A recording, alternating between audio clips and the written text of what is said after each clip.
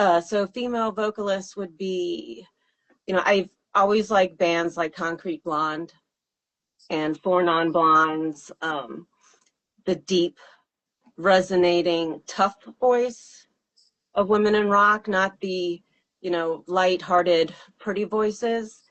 So, so I've always kind of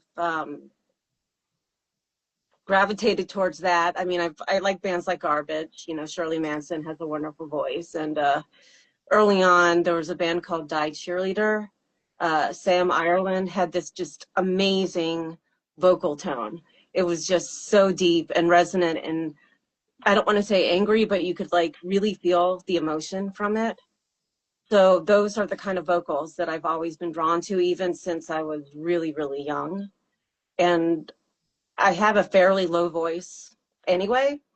So, it's like listening to them and then singing along with it when I'm like 12 years old. I was like, okay, this is where I belong. This is my vocal register. And what does the name Those Things Silver mean to you? And how does it connect with your artistic vision? Really, because to me, silver items, silver things are symbolic because they are reflective. So they can kind of mirror your soul, and at the same time, they spiritually, they resonate with female energy and the moon. And of course, then there's purity. In religious rituals, silver is for purity, but at the same time, it can become tarnished. So there's just so many different elements to what silver is that I just always found it very interesting. And I used to have a website called thosethings.com, which I don't even know if it's there, like, accessible anymore. But so I kind of added that to silver, and then Those Things Silver. It's a really cool name.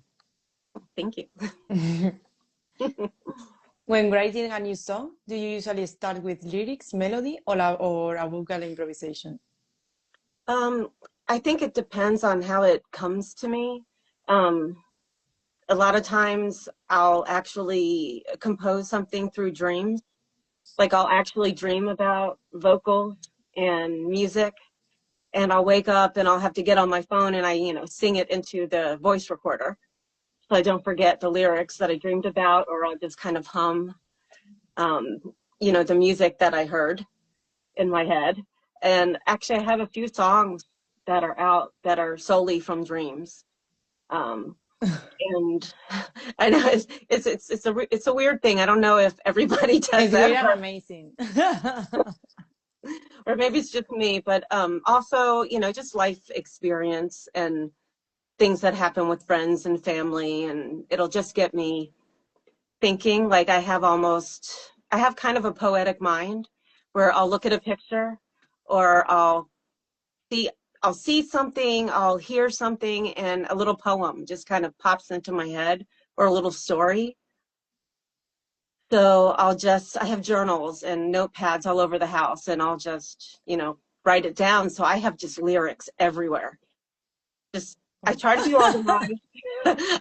organized. But I have piles. Like I have piles of notebooks that are just with lyrics and, ideas for songs that I haven't even gotten to yet. So you've got enough material. Yeah, I have a lot. How much of your songwriting comes from personal experience versus abstract or symbolic storytelling? A lot of it is personal experience. Probably the majority of it is, either subconsciously or consciously, that it's therapy for me. Just, it's like if you get angry or depressed and then you just want to write it down. And again, because I'm such a odd person and everything's a little story or a poem in my head, I'll just write it down and then I'll be able to use it later. So.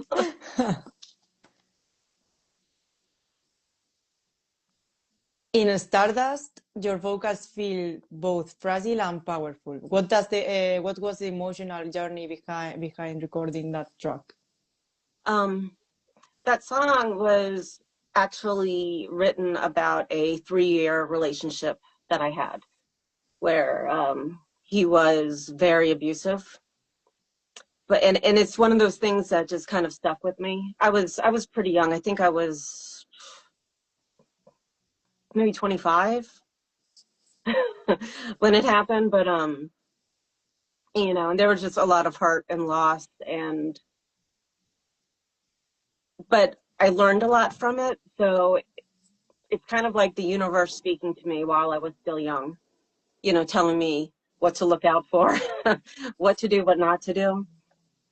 So yeah, I felt like I needed to release that whole experience somehow to kind of get past it. I mean, I'll never forget it, obviously, but the song was definitely therapeutic and just a way of telling my story. And if he ever hears it one day, I'm not sure he'll understand that it's about him, but but yeah, it's just something that I had to do. Do you prefer working alone on vocal ideas, or do you enjoy collaborating with producers or other musicians? It's interesting because it's easier. Okay, in a way, emotionally, it's easier for me to work alone because I'll have this vision of what I want to do. It'll be in my head and it'll be set in stone. And then, I can just do it. However, when I do something completely alone, all the music, all the vocal arrangements, production, everything, it takes forever. It takes so long, so it could take 3 years to get Yes. one song out. So, collaborating with people speeds up the process and does make it easier, but then at the same time, you have to kind of go back and forth to make sure that, you know, you're in line with what they are passionate about and what they feel comfortable with, and then they have to feel the same way with what I want to do. So I think mentally and emotionally, it's more work. But just as far as time constraints, you know, I'd rather, for instance, I'd rather someone else do the music and then I write the lyrics. But of course, I have to, usually like I'll compose something in a very rough draft, a rough form, and then I'll kind of hand it off and say, okay, recreate this. But, do whatever you think is beautiful and what you feel comfortable with. And then they'll do that, and then I'll add the lyrics. Or sometimes, the music is, I'm just really happy with it and it's awesome. And, right away I'll just be like, oh, I have lyrics that'll go with it. I can do this. And then I can knock it out in, a couple hours. And how do you prepare your voice mentally and physically before recording? Um, I really don't. other, than, other than drinking water and maybe, doing some stretches, I kind of, because I've got the studio in my basement here. So, I have like a little sound room office area in a big closet in the basement. So it's kind of like when it hits me, I'll just run down there and then start recording, which probably isn't the best thing. So I wouldn't recommend that to anybody because you should do vocal exercises and such to make sure you stay healthy. Follow Yeah, your own advice always. exactly. But I'm bad. I'm bad. Are you planning to release a full album, or do you prefer focusing on singles? I'm still kind of finding, after so many years, I'm still kind of finding my way, where's my journey leading me to the type of music that I should be doing. I still don't really know. And I like so many different genres of music that it's easier just to release singles and then, just see what happens. I would like to do an album, but I'm kind of waiting for that moment to hit me where the universe is basically telling me, okay, this is the kind of music you should be doing. This is your genre. This is your tone. This, because if I put out an album, every song will have a different feeling to it, and it just won't be cohesive, which probably isn't a very good thing. And which of your songs feel the most personal to sing and why? um, Probably Stardust and Cold are my most personal, are the most personal ones, because those are the two. Happens. Okay. Probably probably Stardust and Cold are the most personal to me, because those are the first two songs that I did completely by myself. Um, uh, and they were both based on personal experience.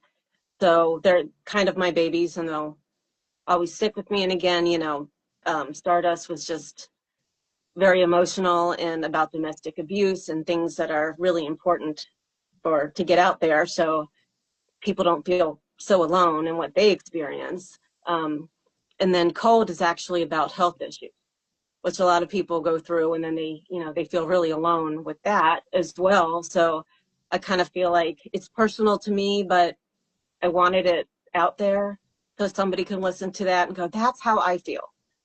It's like Cold is a reminder that you might go through hell and feel awful and be upset and depressed and just want it all to be over, but you can survive and get through it. And it's just all about being strong. So I just feel like because those two songs have such important messages to me, that, they're the ones that will stick with me the most. And hopefully will stick with other people, but that's up to them.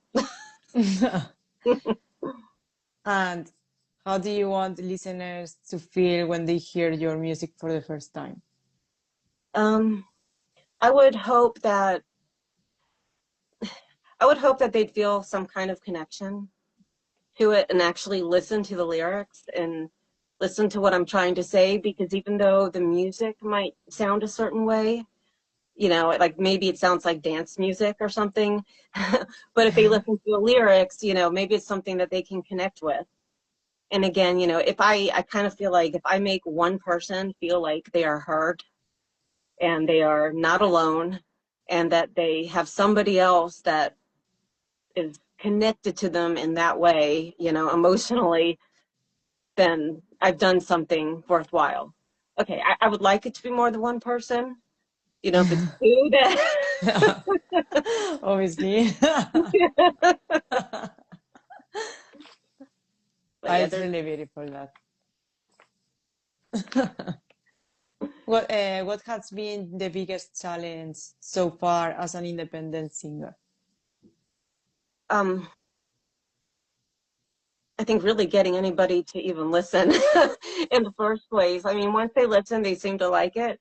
But, financially, I don't have financial backing behind me, a management company or a label to market and push music out there. It's really hard to do it on your own, especially if you're someone like me who doesn't really want to do music videos and, dance around on reels. I can't see myself doing that, and it's unfortunately a requirement these days. Don't do it. Don't do it. It Yeah, would be better for you yeah. and for everyone. So I think, yeah, I think that's I hate that. yeah. I mean, it's just, I kind of look at it, especially, for women, that we want to be good at something and not have to focus on our femininity, our sexuality, or how we look. That shouldn't be part of where our passion lies. And unfortunately, that's what's getting attention, is putting on these skimpy outfits and dancing around on a video. And if the music completely sucks, nobody cares. It still gets thousands of views, but if you do something where you're trying to just be true to yourself and humble, it's really hard to get it out there and have people listen to it. That's definitely the biggest challenge. If I can win the lottery, here and, the Powerball where it's like $1 billion, then I think I could do okay. But until I get some money, because I mean, I guess for like just one album, you need a couple $100,000 to even, get it out there, promote it properly. It's really, really difficult, especially when you don't have like other people doing it with you. With me, it's either all by myself or one or two other people. So yeah, definitely financially, that's the biggest challenge. But time to time. Hmm? Time to time. Yeah. Do you see yourself exploring new vocal styles or genres in the future? Definitely. I'm kind of doing that now a little bit. Um, I mean, there's certain kind of music that I know that I can't do. Like I've tried to rap, I cannot rap. I can barely do spoken word.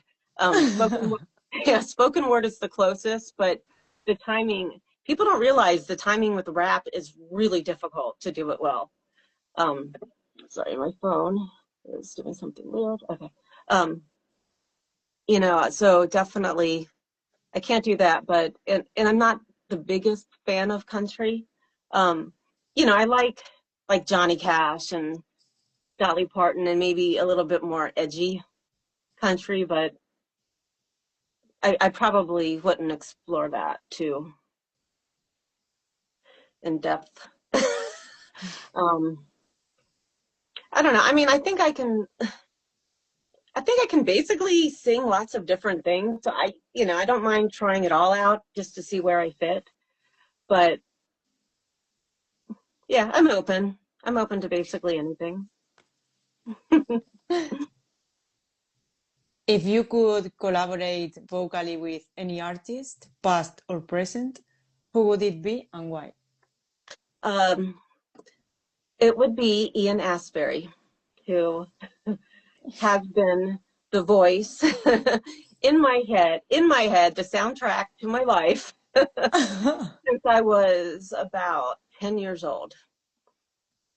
I heard his voice for the first time and he's so incredible and he's so different than everybody else. There's no one that sounds like him. And that is what is so important to me is a unique vocal. Like you could be streaming music and immediately when it's a song by The Cult or Ian Astbury because his voice is so unique and different than everybody else. So that would be my fantasy dream bucket list. Ian, if you're listening, Let's manifest it. yes, please. I'm a nice person, Ian. I really Please, am. I want to see that. Manifest, manifest. Everything is possible. Hmm. That is very true. And it's more nowadays with social media. Mhm. Yeah, I have a It's sneaking. easier. Yeah, I have a sneaking suspicion, though, he has somebody else do all of that for him. He probably never sees one comment from anyone. So But it happened the same with Johnny Depp.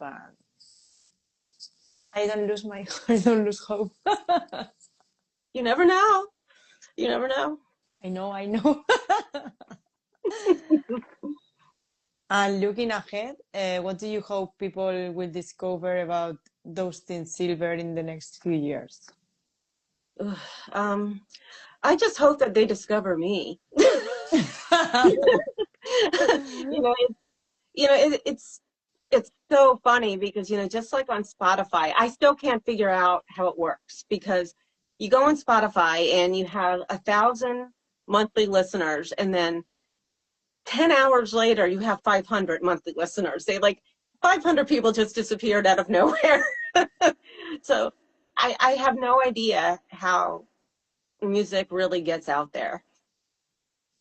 I think it has to do with financial backing to have management and labels, things like that for marketing. But I just want what I do to be of value. Like I have no need to be famous.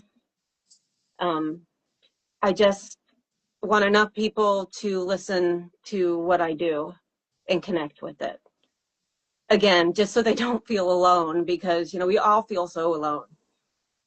So I think, yeah, that's really the most important thing to me. If I could just get my music out there so more people could listen to it, then I'd be happy. And if the money comes along with it, that would be wonderful. I won't say no. Of course.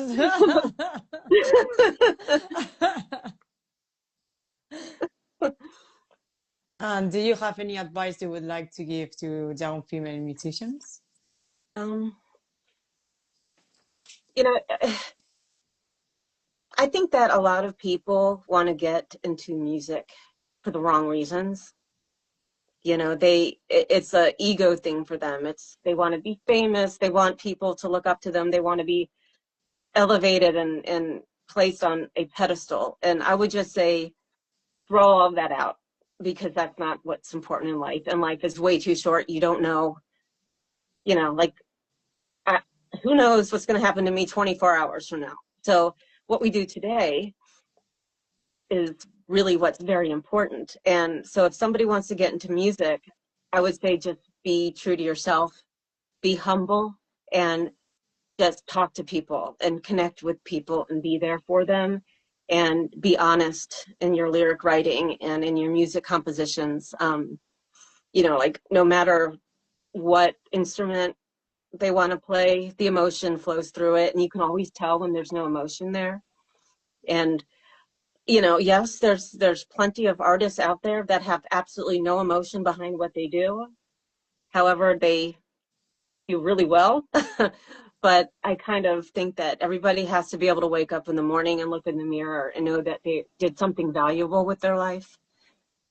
So I think that would be probably the most important thing is to just, you can do it if you're just honest. Just be honest, be humble, and understand that everybody is the same. Nobody's better than another person, you know, if that makes sense. It's a great advice. Thank you so much for being here with me today. Thank you. I hope to listen to more of your upcoming singles Thank you. And hopefully an album. There might be an album. We'll see. and a collaboration with the Yeah. quilt.